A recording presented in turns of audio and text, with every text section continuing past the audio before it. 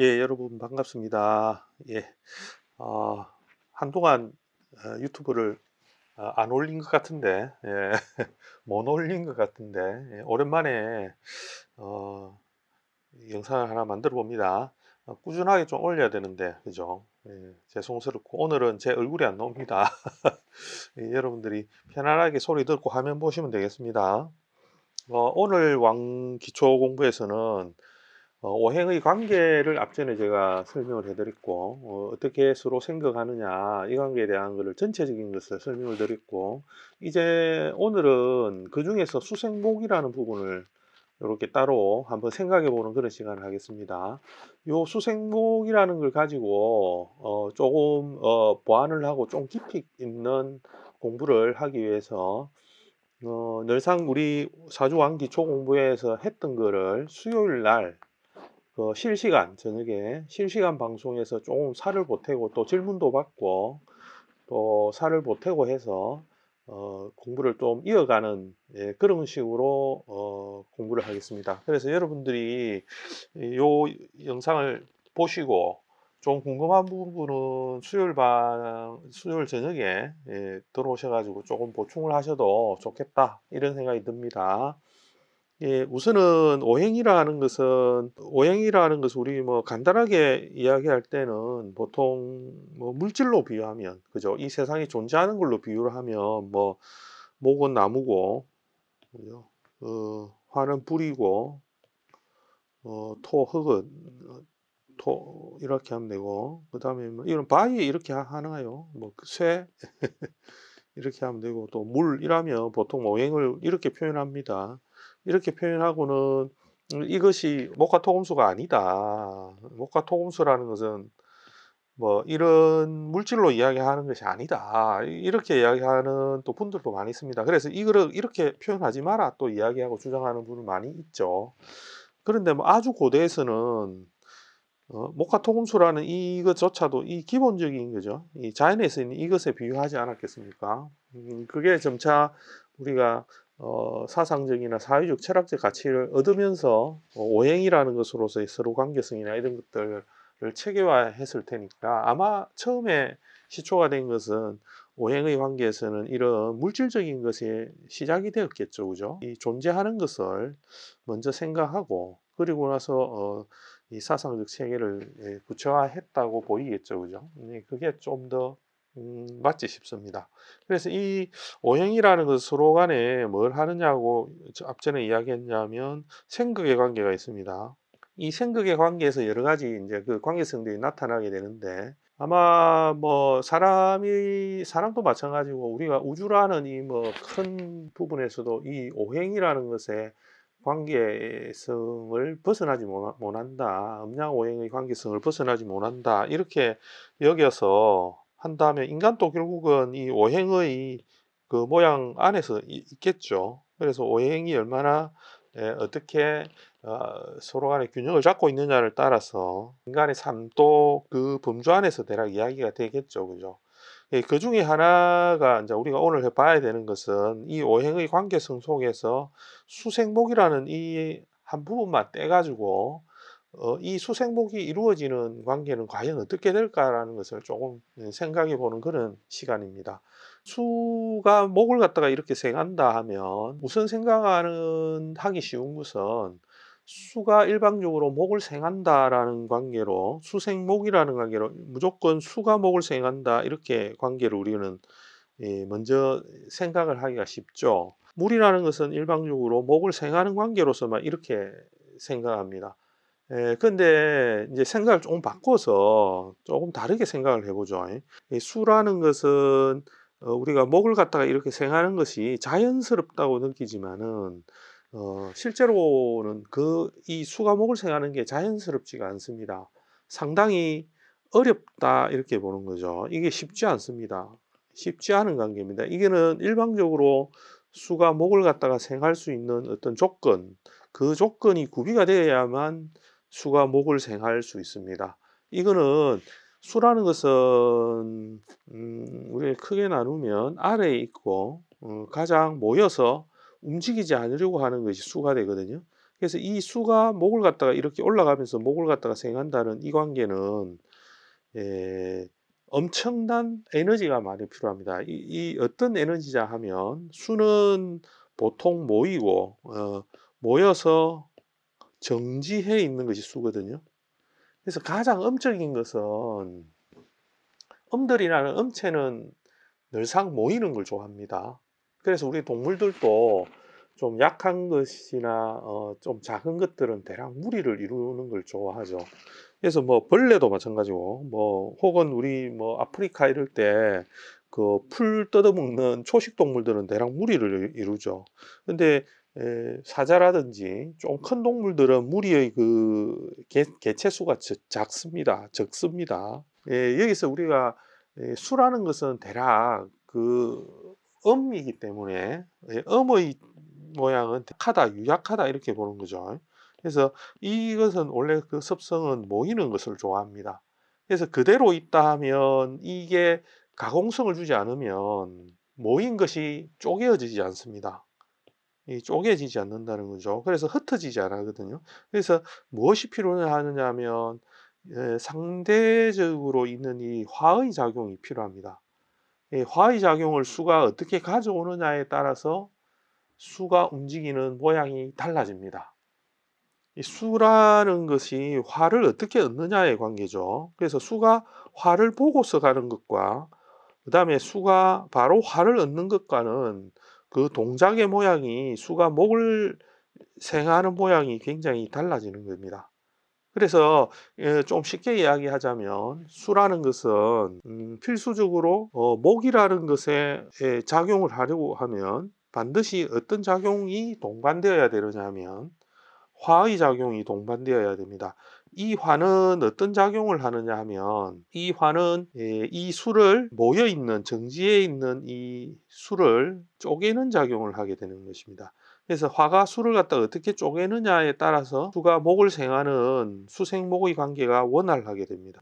그런데 이제 여기서 수가 화를 받아서 자 여기서 수라는 것이 화의 동작을 받아서 수가 쪼개어진다고 할 때 어떤 관계로서 쪼개어지는가가 앞에서 두 가지가 있다고 했죠. 어떻게 받아들이느냐 혹은 어떻게 수가 관계를 맺느냐 이제 그런 모양인데 이 표에서 잠시 보면 화라는 것을 이렇게 받을 수도 있고 혹은 수가 직접적으로 이렇게 향해서 갈 수도 있습니다. 이렇게 이 두 가지가 있겠죠, 그죠? 그래서 수라는 것은 화를 받아들이는 입장에서는 그 화의 작용을 받아들이면서 변화시켜야 돼요. 그것을 무엇이 하느냐 하면 금이라는 것이 하게 됩니다. 그래서 조건적으로 수가 목을 향해서 이렇게 오른다는 것은 이 금의 작용에 대한 분리작용이 일어나요. 수가 금을 분리하는 작용이 우선이 됩니다.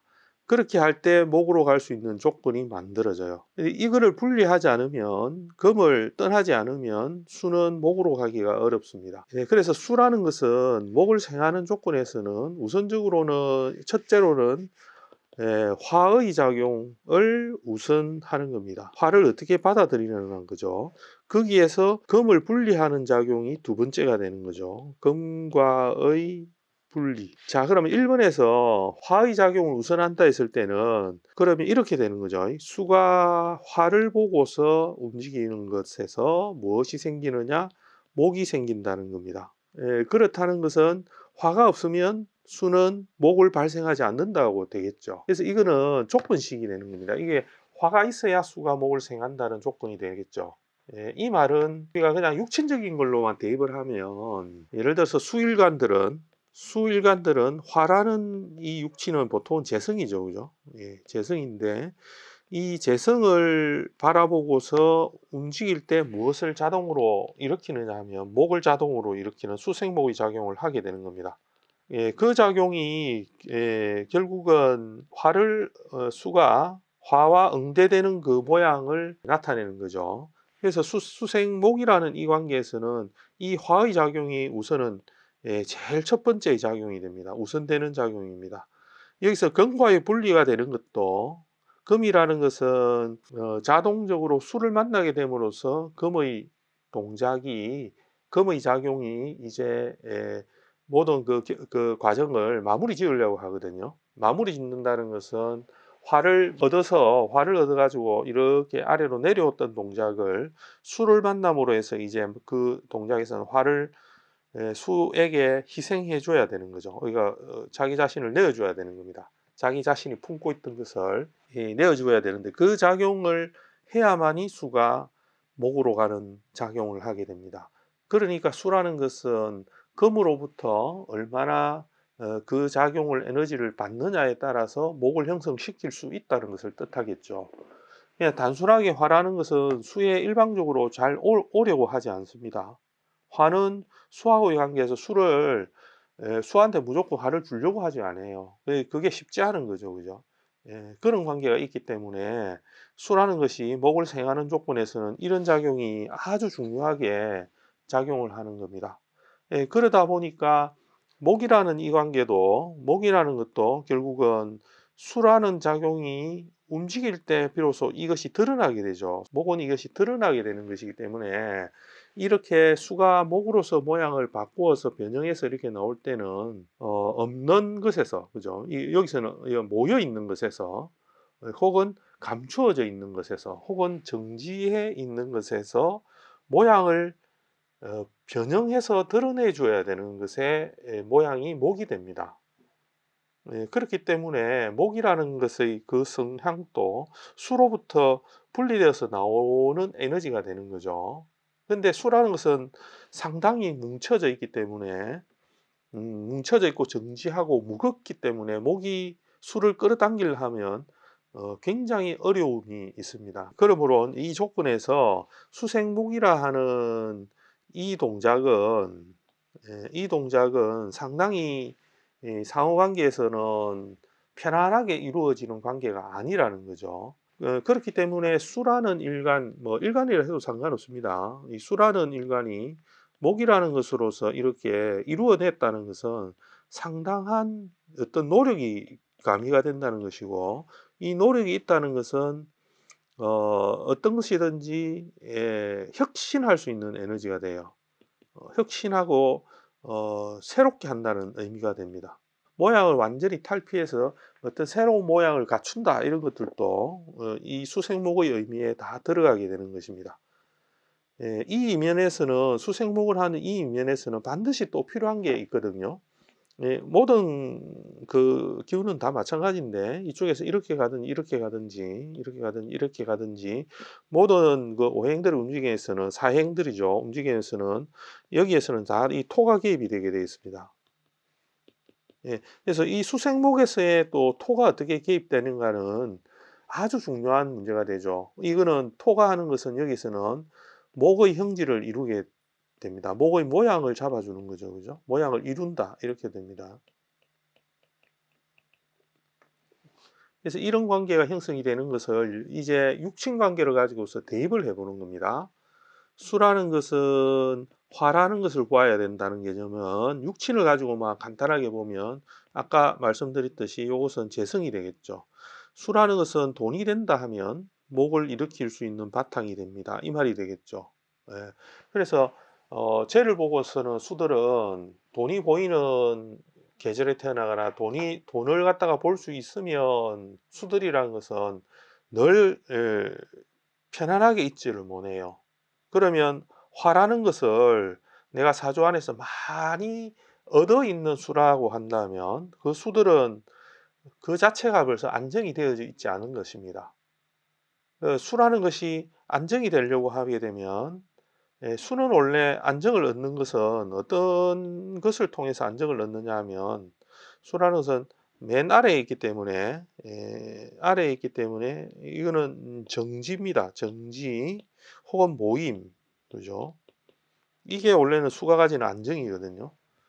그리고 그 형성을 시키는 자리, 금이 안정적인 형성을 시켜주느냐의 모양도 수가 가지는 그 안정이 되죠. 근데 수생목이라 하는 것은 기본적으로 수의 안정을 깨는 것입니다. 그래서 수라는 것이 그 상황이 급변해야만, 그러니까 굉장히 많이 혁신하고 바뀌어야만 목으로 올라갈 수 있는 것이 되는 거죠. 그래서 이 관계는 상당히 수의 입장에서 보면 어 역행해서 이 세상을 거꾸로 살아가야 된다는 것을 뜻하기도 하죠. 예, 그렇기 때문에 수생목으로서 이렇게 사주에서 구조를 많이 가진 사람들은 기존의 룰, 기존의 방식, 또 기존의 그런 환경 등을 늘상 바꾸려고 하는 창조적 에너지가 많은 사람이 많습니다. 창조적이고 대략 혁신적이고 그죠?